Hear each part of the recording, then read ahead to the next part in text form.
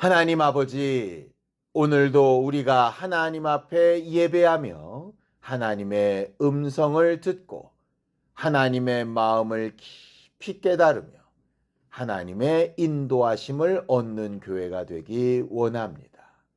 오늘도 주의 성령께서 우리 안에 가르치셔서 우리가 반드시 듣고 고침을 받아야 될 하나님의 마음과 생각, 말씀과 뜻이 새겨지게 하여 주시옵시고 이를 실행하며 하나님의 뜻대로 순종하여 우리의 삶을 통해 하나님이 되찾기 원하시는 잃어버린 자들을 찾는 교회가 되게 도와 주시옵소서.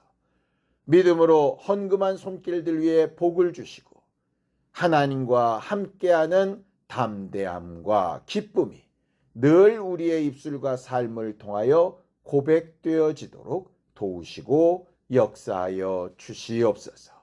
예수님의 이름으로 기도하였습니다. 아멘.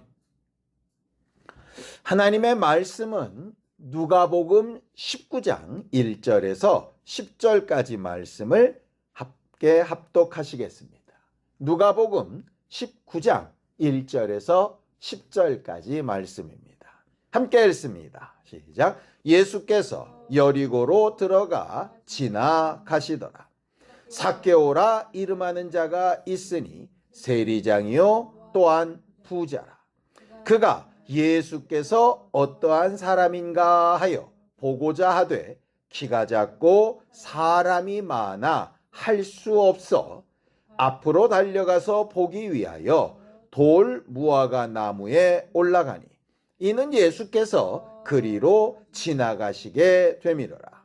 예수께서 그곳에 이르사 쳐다보시고 이르시되 삭개오야 속히 내려오라. 내가 오늘 내 집에 유하여야 하겠다 하시니 급히 내려와 즐거워하며 영접하거늘 무사람이 보고 수군거려 이르되 저가 죄인의 집에 유하러 들어갔도다 하더라.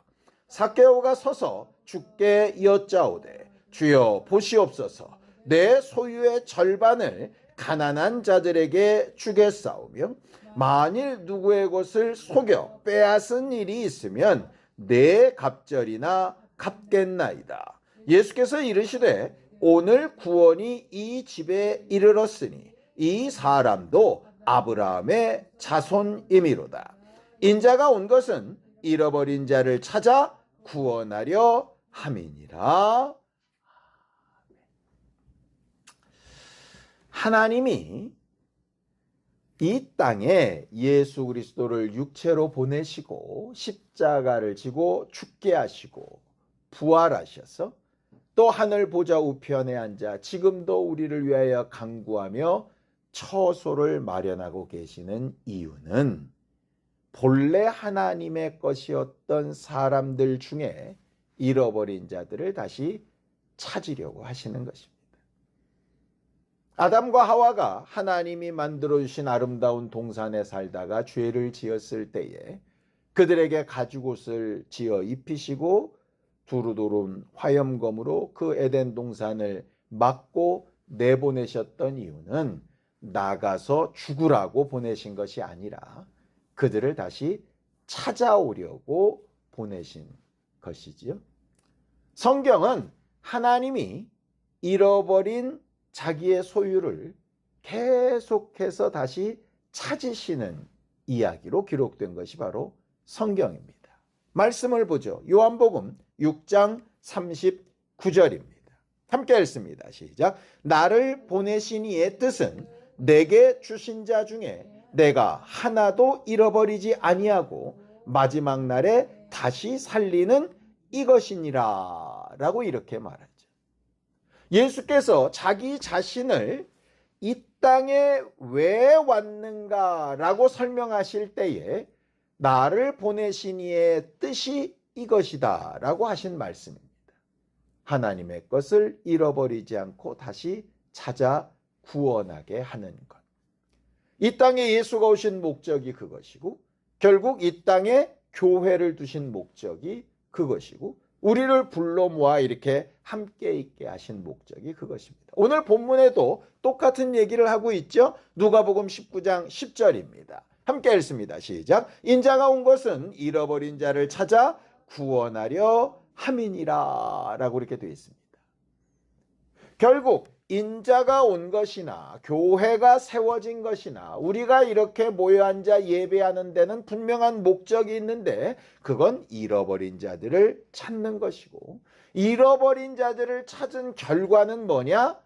잃은 양을 찾았었던 때처럼, 잃은 드라크마를 찾았었던 것처럼 즐거워하며 함께 나누는 것이었습니다. 결국 신앙생활은 뭐냐? 하나님이 찾으시는 자들, 하나님이 잃어버렸다라고 생각하시는 자들을 하나씩 하나씩 찾아가며 그 찾은 기쁨을 계속해서 즐기고 나누는 것이 결국 신앙생활입니다. 우리가 바라는 소원이 이루어지고 우리가 생각했던 기도의 제목이 이루어지고 우리가 생각할 때 정말 자랑할 만하고 좋은 상황과 환경이 되는 것도 물론 즐거운 일인데요. 결국 하나님은 그런 응답을 통해서, 그런 역사를 통해서, 그런 증거들을 통해서 뭘 하기 원하시느냐? 너 잘났다가 아니라 결국 그걸 가지고 그걸 미처 아직 알지 못하는 잃어버리는 자들을 다시 불러 모아 되찾는 일에 사용하기를 원하시는 거죠. 우리가 우리 아이들이 좋은 학교 다니기를 원하고 좋은 직장 가기를 원하고 수입도 많기를 원합니다. 이유가 뭡니까? 근심, 걱정, 두려움 없이 행복하게 살라고요. 좋은 학교 나와서 좋은 직장 가고 돈이 많은데 늘 두렵고 늘 우울하고 늘 괴롭고 늘 행복하지 않고 이러면 뭐가 되는 겁니까? 가장 중요한 목적을 잃어버린 거 아니겠습니까? 결과적으로 신앙생활의 가장 중요한 목적은 응답을 받든 역사를 하든 헌신을 하든 예배를 하든 결국 내 아버지의 뜻이 어디 있느냐? 잃어버린 자를 찾는 것에 있다. 그러니 기쁨과 즐거움의 그 결과를 어디서 찾아야 되느냐? 잃어버린 것을 찾는 것에서 찾아야 한다라고 그렇게 성경은 말합니다. 결국 우리가 신앙생활할 때 나는 지금 뭘 기뻐하고 있고 뭘 즐거워하며 살고 있는 사람인가 하는 것을 생각해 볼 필요가 있다는 겁니다. 오늘 성경 본문에 보면 사람들에게 버림을 받아, 쉽게 설명하면 왕따를 당해서 늘 외롭고 두렵고 그 다음에 만족함이 없고 힘든 삶을 살았던 삭개오라는 사람이 예수를 만나서 어떻게 즐겁고 행복하고 소망이 있는 삶이 되어졌는가 하는 내용의 이야기를 기록하고 있습니다. 주로 주일학교 아이들한테 많이 하는 이야기이지요. 오늘은 정말 주일학교 학생이 된 심령을 가지고 좀 이 성경을 대해봤으면 좋겠습니다. 오늘 성경 본문에 보면 삭개오라고 하는 한 사람을 바라보는 정확히 다른 두 가지 시각이 존재하는 것을 보게 됩니다. 하나는 일반적인 사람들이 보는 삭개오입니다. 자, 누가복음 19장 2절입니다. 함께 읽죠. 시작. 삭개오라 이름하는 자가 있으니 세리장이요 또한 부자라고 이렇게 되어져 있습니다. 삭개오라는 사람은 세리장이었습니다.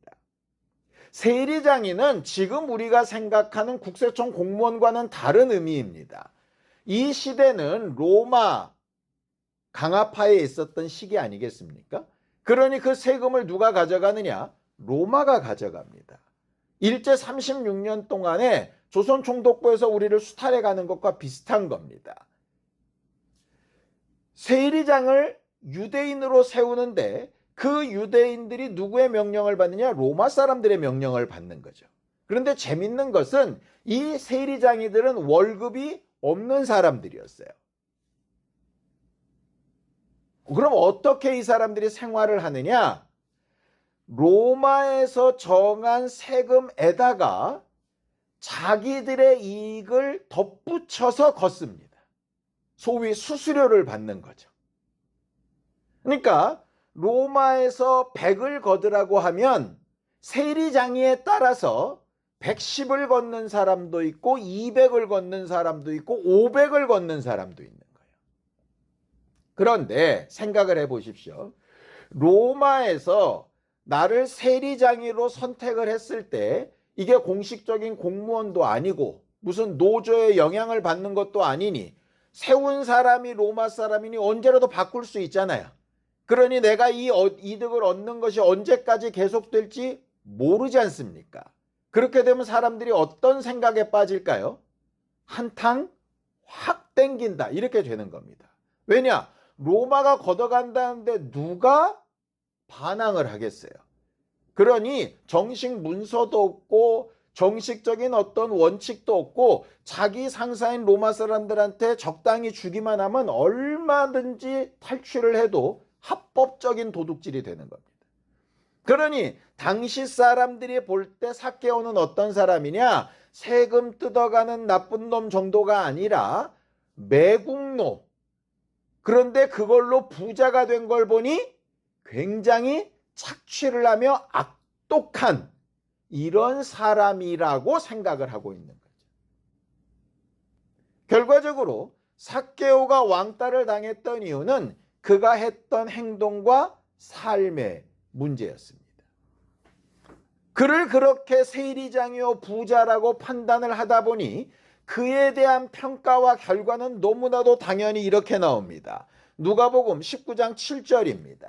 함께 읽죠. 시작. 무사람이 보고 수군거려 이르되 저가 죄인의 집에 유하러 들어갔도다 하더라. 예수께서 삭개오의 집에 들어가셨을 때 무사람이 무슨 얘기입니까? 모든 사람이 한 사람도 빠짐없이 똑같이 생각하는데 어떻게 저딴 집에 들어갈 수 있는가입니다. 그 말은 지금까지 어느 누구도 그의 집에 들어가 교제한 적이 없다라는 얘기예요. 누가 봐도 죄인, 누가 봐도 상종 못할 인간이란 뜻입니다. 그 기간이 얼마나 됐을지는 모르지만 삭개오가 느꼈을 외로움은 가히 짐작할 수 있습니다. 거의 무슨 문둥병자 보듯이 아마 그랬을 거예요. 그런데 그 똑같은 삭개오를 예수는 어떻게 보시느냐? 정반대로 보십니다. 누가복음 19장 9절입니다. 함께 읽죠. 시작. 예수께서 이르시되 오늘 구원이 이 집에 이르렀으니 이 사람도 아브라함의 자손이미로다. 야, 죄인이다 라고 손가락질하는 너희나 그렇게 손가락질 당하는 삭개오나 다 아브라함의 자손이고 구원받을 수 있는 자격이 되는 대상자다 이렇게 보시는 거예요. 이 똑같은 사건이 어디에도 있느냐? 가늠하다 잡힌 여자 사건에도 있습니다. 많은 사람들이 가늠하다 현장에서 잡힌 여자를 데려다가 돌을 들고 쳐 죽이려고 기세등등합니다. 누가 봐도 죄인입니다. 예수는 뭐라 그러시죠? 죄인이 아니라고 하신 적은 없습니다. 뭐라 그러죠? 죄 없는 자가 돌로 쳐라. 이 여자가 죄인이라면 너희도 죄인이다. 이렇게 되는 거죠. 결국 뭐냐? 사람들의 시각은 저와 나는 달라 이겁니다. 나는 저보다 나아. 이게 더 사실적인 표현입니다. 근데 예수는 뭐라 그러시느냐? 똑같다 이렇게 보시는 거예요. 물론 경중이 있을 수는 있겠죠. 죄가 더 중하고 또 경하고 더 반복적이고 좀 덜 반복적이고 이런 차이는 있을지 모르겠지만 예수께서 보실 때는 똑같은 죄인, 똑같은 구원의 대상자, 똑같은 잃어버린 사람이라는 데서 출발하는 겁니다. 그러니 수로보니게 여인을 볼 때에도 예수께서 그 시각을 바꿔나가시는 것을 보게 되죠. 나는 이스라엘의 잃어버린 자를 위해서만 왔다라고 할 때 수로보니게 여인이 나도 잃어버린 자 아니요. 개같이 훨씬 못해도 나도 잃어버린 자니 나를 좀 찾아주세요 하는 거 아니었습니까? 결국 잃어버린 자라고 하는 면에서는 유대인이나 수로보니게 여인이나 같다 이렇게 된 거 아니겠습니까? 사마리아 여인을 제자들은 상종 못할 죄인으로 본 거고 예수는 똑같이 생수를 구하는 구원의 대상자로 보신 거 아니겠어요? 결국 예수님의 시각과 우리의 시각의 차이가 어디에 있는 겁니까? 예수님은 동일하게 보시는 거고 우리는 차별해서 보는 겁니다. 그럼 제대로 된 교회라면 시각을 어떻게 교정을 해야 될까요? 안경을 껴서 원시든 난시든 근시든 그 초점을 맞춰가는 것처럼 예수님이 보시는 초점처럼 맞춰가야 되지 않겠습니까? 그러니 같이 보고 동일선상에 놓고 보고 누가 더 낫고 못하고를 따지기 이전에 결국은 다 잃어버렸던 자, 구원받아야 될 자, 되찾아야 될 존재라고 봐야 한다는 거예요. 자, 그렇게 동일한 시각으로 보시니까 행동도 달라지게 되죠. 누가복음 19장 5절입니다. 함께 읽죠. 시작. 예수께서 그곳에 이르사 쳐다보시고 이르시되 삭개오야 속히 내려오라. 내가 오늘 내 집에 유야해야 하겠다 하셨다라고 되어져 있습니다. 시각이 바뀌니까 행동도 바뀌죠. 우리는 간혹 이런 경우가 있습니다. 시각은 어떻게든 바꿔보려고 애쓰는데 그 시각에 맞춰서 행동까지 바뀌는 건 사실은 대단히 어려울 수 있습니다. 그러니까 말은 괜찮다고 하는데 실상은 그렇지 않은 경우들이 있다는 거죠. 결국 그렇게 못하고 있는 나를 인정하고 바꾸려고 해야 하나님의 도우심과 예수께서 머리 되신 교회로서의 모습으로 한 걸음 더 나아갈 수 있다는 얘기입니다. 어쨌든 사람들이 보는 시각과 예수님이 보는 시각이 다르다 보니 그 결과도 전혀 달라지게 되는 거죠. 예수 그리스도를 머리로 둔 교회가 예수께서 가지셨던 그 시각으로 믿는 자든 믿지 않는 자든 나와 가까운 자든 그렇지 않는 사람들이든 정말 차별 없이 볼 수 있는 그런 마음과 그런 눈을 가지게 되기를 예수님의 이름으로 축원합니다. 자, 그렇다면 예수님은 어느 누구에게나 차별이 없이 어떤 죄인이든 상관없이 그렇게 똑같은 시각으로 보고 계신가? 저는 맞다고 답을 하겠습니다. 어떤 면에서 그러냐? 예수께서 보실 때 가장 최악의 제자라고 생각을 하면 아마 가룟 유다겠죠. 자기의 이익을 위해서 예수를 은삼십에 판 인간. 몇 번의 경고를 하셨음에도 불구하고 무시하고 제멋대로 하는 인간. 지가 옳다고 끝까지 주장하다가 회개할 기회도 차버리고 스스로 목매어 죽어버린 인간. 거의 최악의 인간 아닙니까? 그럼에도 불구하고 예수는 어떻습니까? 너는 그렇게 해놨으니 그렇게 죽을 수밖에 없어. 이렇게 말하시지 않고 차라리 나지 않았으면 좋았을 뻔. 저가 저런 일을 행하니 난 너무 마음이 아프다. 라고 똑같은 마음을 가지고 3번 자기를 부인한 베드로에게도 똑같은 마음을 가지고 자기를 믿는 자들을 그렇게 악독하게 핍박했던 바울을 대하실 때도 똑같은 마음을 가지고 똑같은 시각으로 대우하고 있는 것을 보게 됩니다. 그러니 우리가 어떤 죄 가운데 어떤 허물 가운데 어떤 어려움 가운데 있더라도 예수가 우리를 보시는 시각은 같을까요? 다를까요? 당연히 같겠죠. 문제는 그 다음입니다. 그렇게 예수님의 시각이 똑같이 긍휼을 베푸시고 사랑하시고 되찾으려 하시고 위로하려고 하시니 결과가 같으냐? 문제는 결과가 다르다는 거예요.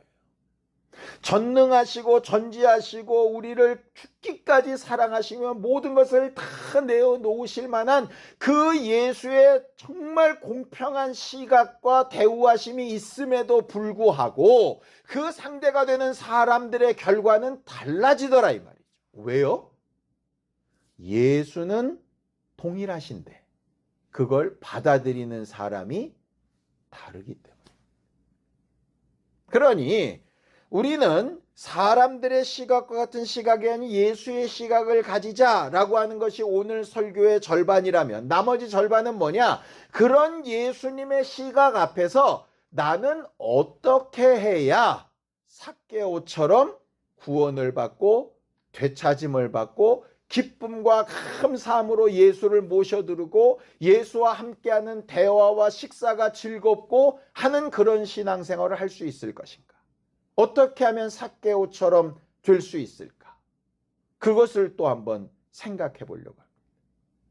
삭개오가 다른 사람들과 달랐던 특별한 몇 가지가 있는데요. 첫째는 뭐냐면요, 자기의 상황이나 환경, 자기를 그런 식으로 쳐다보는 사람들에 대한 불만이나 원망으로 확 이렇게 마음이 꼬여서 막 공격적이 되고 싸우려 들고 막 그들을 억압하려고 들고 하는 그런 인간형이 아니었다는 거예요. 적어도 죄인일 수 있고 잘못을 저지를 수 있고 욕심쟁이일 수 있고 다른 사람들의 손가락질을 당할 만한 나쁜 삶을 살았을지는 모르지만 그 마음 중심에는 뭐가 있었느냐? 이 상황을 어떻게든 해결하고 싶다는 마음이 분명히 존재했어요. 어떤 사람은 예수를 만나 눈을 떴다더라. 어떤 사람은 예수를 만나 귀가 열렸다더라. 어떤 사람은 예수를 만나 문둥병이 나았다더라. 어떤 사람은 예수를 만나 가늠하다 잡힌 자리에서도 돌에 맞아 죽지 않고 살았다더라. 이 수많은 이야기들이 귀에 들렸을 때 나 같은 사람도 혹시 가능성이 있지 않을까? 라고 하는 생각을 가지게 된 거죠. 그런데 그런 생각이나 관심이나 그랬으면 좋겠다라고 하는 생각은 누구나 가질 수 있습니다. 그런데 문제는 뭐냐? 그런 생각을 행동으로 적극적으로 옮길 수 있느냐는 별개의 문제인 거죠. 공부 잘해봐야지. 올해는 내가 건강을 잘 지켜봐야지. 생활 습관을 바꿔봐야지. 성경을 좀 읽어봐야지. 기도를 좀 해봐야지. 결심은 누구나 할 수 있습니다. 그런데 그걸 실제로 옮기는 것은 별개의 문제인 거죠. 삭개오한테 있었던 건 바로 그겁니다. 성경을 보죠. 자, 누가복음 19장 3절에서 4절입니다. 함께 읽죠. 시작. 그가 예수께서 어떠한 사람인가 하여 보고자 하되 키가 작고 사람이 많아 할 수 없어 앞으로 달려가서 보기 위하여 돌 무화과 나무에 올라가니 이는 예수께서 그리로 지나가시게 됨이라.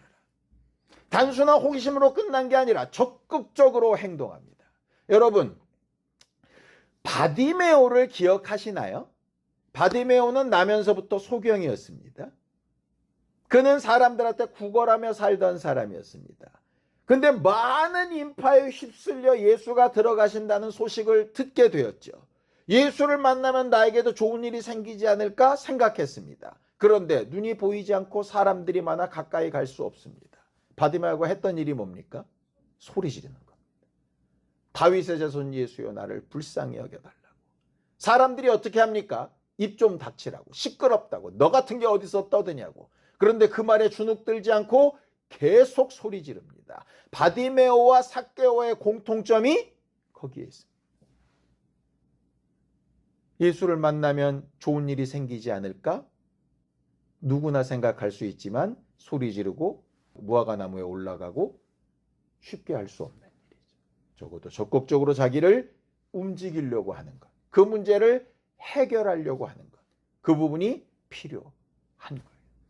수르보니게 여인이 예수께서 질책하시는 말 한마디에 깨갱하고 그냥 돌아갔으면 그 딸이 어떻게 나았겠어요? 그런 말이 있을지라도 정말 자기가 하나님의 도움을 받기 위해서 정말 간절하게 외치며 그 가까이 가려고 애썼던 거 분명히 기억해야 되지 않겠습니까? 마리아가 향유옥합을 깨서 예수의 발에 부을 때 수많은 사람들이 죄인이다 뭐다 허비한다 별의별 소리 다 할 때 거기에 주눅 들어가지고 중간에 멈췄으면 그가 하는 일이 예수의 복음이 전파되는 곳곳에 계속 연결이 되겠습니까? 그러지 않았던 거죠. 고집스럽지 않은 얘기가 아니라 정말 내가 예수로 인하여 뭔가를 얻고자 하고 예수 앞에 나가서 구원을 받고자 한다면 내가 생각하고 바라는 것이 최소한의 행동으로 연결될 수 있어야 한다.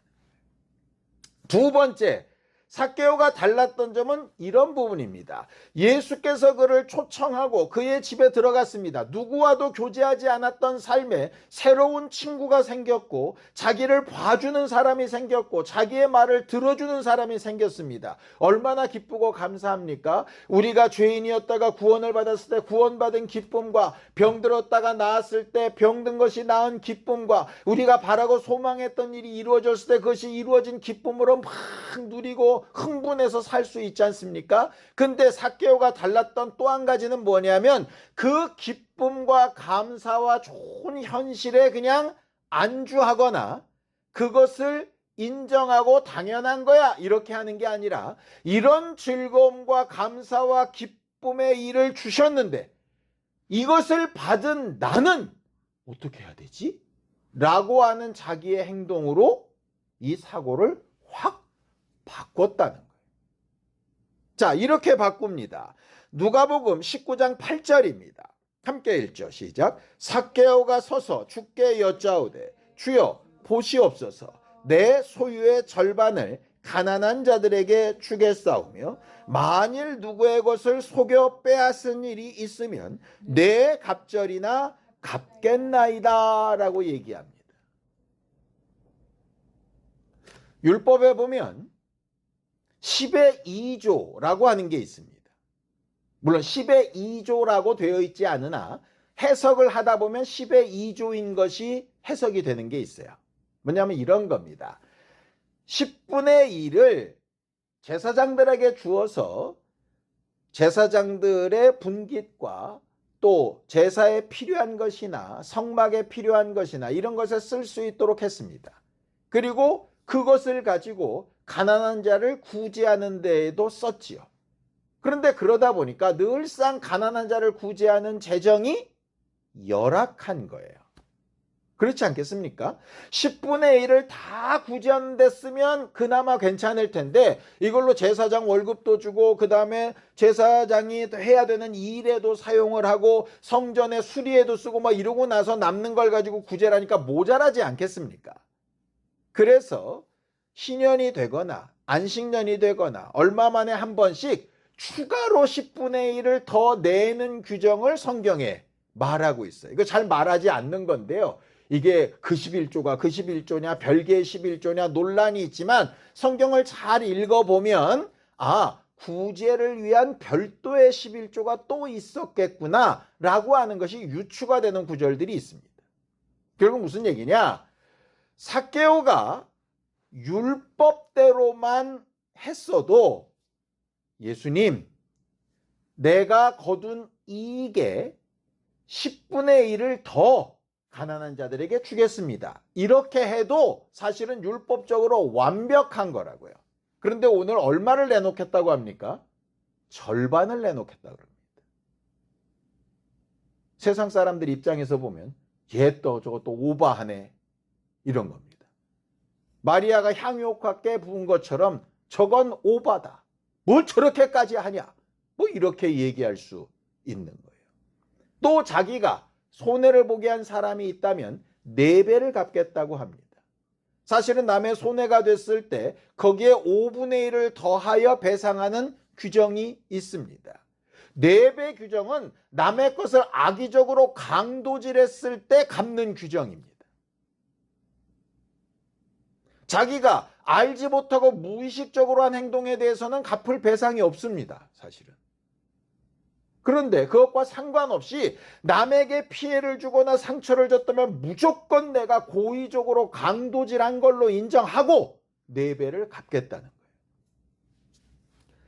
삭개오가 지금까지 살아왔던 인생 가운데 가난한 자들은 그의 안중에 없었습니다. 왜? 내가 지금 세리장의 일을 잘해서 돈을 많이 버는 게 중요한 거죠. 내가 돈을 버는 이 일이 합법적이냐, 다른 사람들의 마음을 상하게 한 거냐, 그들을 어렵게 하냐, 눈물 짓게 한 거냐, 그거 관심이 없습니다. 왜? 내 이익 되는 게 중요한 거니까. 그런데 예수를 만난 순간에 아무도 돌아보지 않던 자기를 예수가 돌아봐서 만나주신 순간에 뭐가 떠오르기 시작하느냐? 사람들에게 잃어버림 당하고 왕따 당했던 자기 처지만 생각하는 삶에서 나도 모르게 내가 잃어버리고 신경 쓰지 않고 무시하고 나도 모르게 상처 주고 어렵게 만들고 아프게 한 사람들이 있다는 것으로 생각이 확 돌아가는 거예요. 그러니 잃어버렸던 사람들이 그의 마음에 생각이 나는 겁니다. 그러니 남들 볼 때는 과하다고 생각될 만큼 그런 행동을 거침없이 하는 거예요. 억지로가 아니라 예수께서 부자 청년에게 다 팔아서 나 따라와라 이렇게 말씀하신 게 아니라 예수는 아무 말씀 안 하셨는데 자기 안에 잃어버린 자들이 생각나서 그들을 위해서는 내가 이렇게 하겠다라고 이야기합니다. 삭개오가 다른 예수를 만난 사람들과 결정적으로 달랐던 부분이 바로 이런 부분입니다. 예수가 뭐라고 가르치시기도 전에 이렇게 해야 마땅하지 않겠냐라고 말씀하시기도 전에 너는 내가 너를 이렇게 부르니 너는 이렇게 행동하라 라고 뭔가 행동 강령을 주시기도 전에 자기가 잃어버리고 있던 것들이 생각나서 그 잃어버린 자들을 어떻게 되찾아야 되지? 자기가 지금까지 목표로 됐던 이 재산을 싹 다 허물어 흩어지더라도 저들을 찾아야 되겠다라고 선언을 한 거예요. 결국 예수께서 자기 목숨을 내어놓고 인류를 되찾아야 되겠다라고 선언하신 것과 동일한 마음을 삭개오가 가지게 된 거예요. 그 이전에는 삭개오처럼 은혜 받은 사람이 없었나요? 오병이의 이적을 맛본 사람도 있고 병에서 나았던 사람도 있고 사회적 신분에서 고침받은 사람도 수두룩백백하지 않습니까? 그런데 그 많은 사람들 중에 삭개오처럼 한다는 사람 나왔었습니까? 없었습니다. 예수께서 얼마나 기쁘고 얼마나 즐거우셨던지 뭐라고 얘기하십니까? 누가복음 19장 9절에 이 집에 구원이 이르렀다. 이루어졌다. 이렇게 얘기하세요. 아니 구원은 예수께서 주시는 일방적인 걸로 받는 건데 뭐가 이루어집니까? 예수께서 일방적으로 베푸신 구원으로 삭개오를 만나 주셨고 그 집에 들어가셨고 그의 삶이 변했죠? 그것으로 끝난 게 아니라 그가 예수께서 잃어버린 자들을 찾는 것처럼 나에게는 잃어버린 자들이 누구인가를 생각해서 삶이 바뀌고 삶의 태도가 바뀌었을 때 예수가 뭐라 그러시냐면 이제 구원이 이르렀다, 완성되었다, 이루어져 가고 있다 라고 이렇게 설명하십니다. 하나님이 우리에게도 아마 동일하게 고백하고 싶지 않으실까 생각이 듭니다. 한번 생각을 해봅시다. 우리는 우리 주변에 혹 망각하고 있거나 신경 쓰지 못하고 있거나 때로는 상처를 줬음에도 나는 상처를 준지도 모르고 있거나 손해를 끼쳤음에도 그게 손해인지도 모르고 지내며 살고 있지는 않습니까? 그게 아주 가까운 남편, 아내, 자식, 부모, 형제, 이웃, 친구 아니면 같은 성도 누가 되었든 간에 우리가 자꾸 잃어버린 자를 찾자고 하니까 자꾸 불신자라고 얘기하는 불신자 물론 당연히 되찾아야 될 잃어버린 자 맞습니다.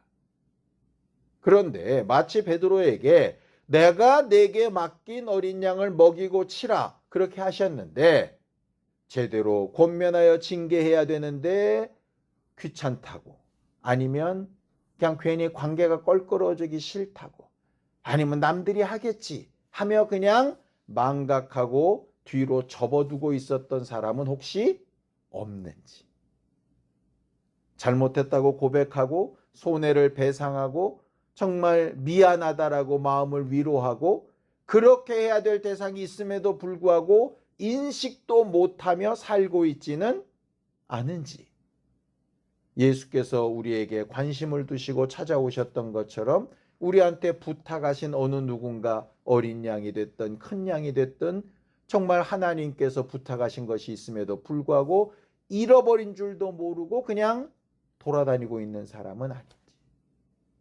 마치 요셉과 마리아가 예수가 함께 있는 줄 알고 사흘길을 그냥 잃어버린 채로 가다가 예수를 잃어버린 줄 알고 다시 돌아와 찾고 찾는 것처럼 그렇게 우리의 삶의 방향이나 태도나 목적을 바꾸어야 될 시기는 아닌지 오늘 이후로 한번 생각해 봤으면 좋겠다라는 생각이 듭니다.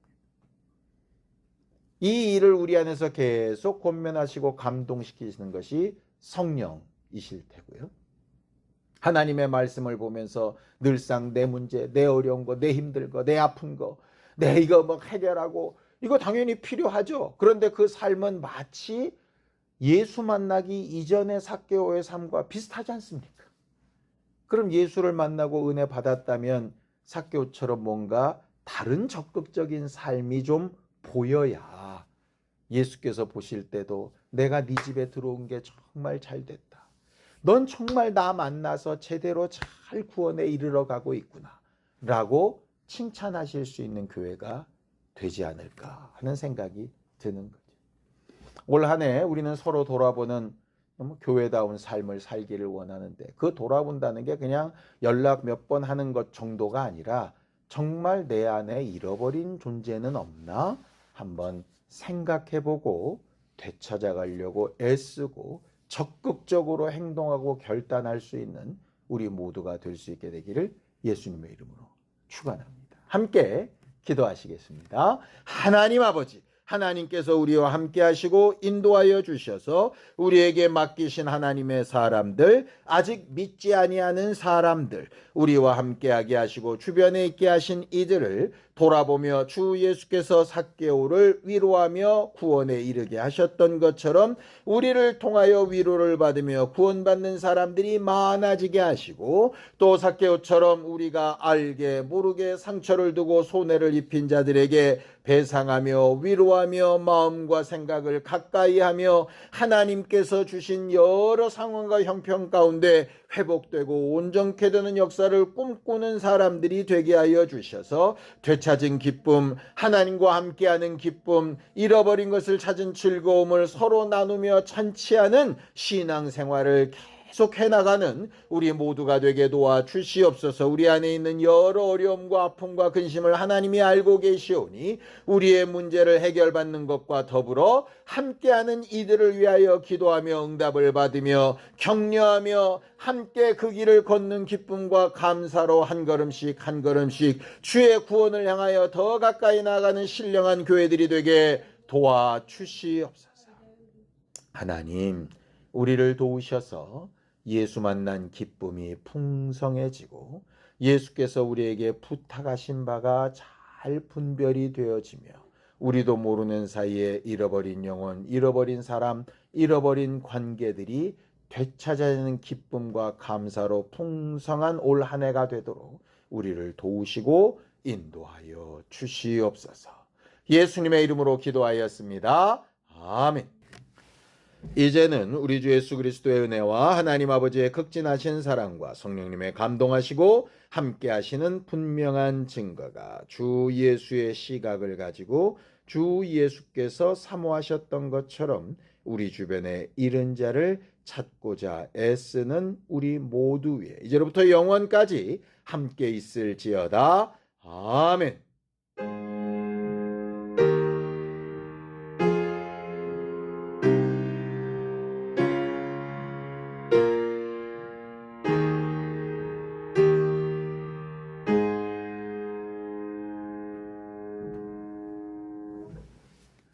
하나님의 마음을 잘 알아서 하나님과 함께하는 즐거움으로 충만한 우리 모두가 되기를 바랍니다. 수고하셨습니다. 감사합니다.